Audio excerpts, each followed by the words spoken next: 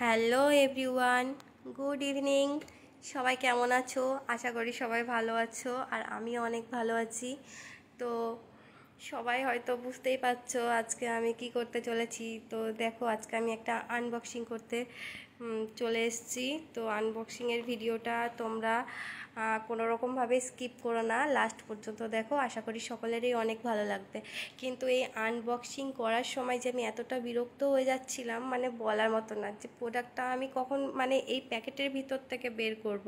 মানে এত পরিমাণে এতে আঠা লাগানো ছিল যে সেই আঠাগুলো ওঠাতে গিয়েই আমার খুব রাগ হয়ে যাচ্ছিল। তো দেখো, আশা করি তোমাদের ভালো লাগবে।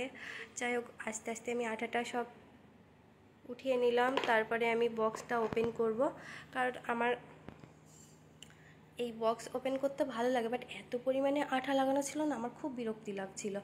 তো আমি যে প্রোডাক্টটা অর্ডার দিয়েছি, এই প্রোডাক্ট আমার কাছে আরও আছে দুটো, কিন্তু সেই প্রোডাক্টগুলোতে না আমার একটু কাজ করতে অনেক প্রবলেম হয়, সেহেতু আমি এই প্রোডাক্টটা অর্ডার করেছি। তো দেখো প্রোডাক্টটা আসলে কি, আমার প্রোডাক্টটা অনেক পছন্দ হয়েছে। আশা করি যারা মেকআপ আর্টিস্ট আছো তারা বুঝবে, তাদের অনেকটা পছন্দ হবে।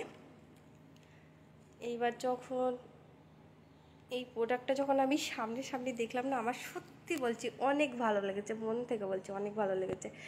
কিন্তু মানে অন্য প্রোডাক্ট আমার কাছে আছে, আমি যখন কাজ করতে যাই, মানে যখন কাউকে সাজাই, তখন এই টঙের জন্য আমার অনেক প্রবলেম হয়, যেহেতু সেটা অনলাইন থেকে কেনা সেগুলো।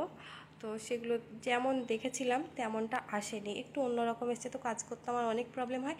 তো এটাতে আশা করি আমার কাজ করতে আর কোনো প্রবলেম হবে না, এটা পেয়ে আমি অনেক হ্যাপি। তো আমার অনেক ভালো লেগেছে।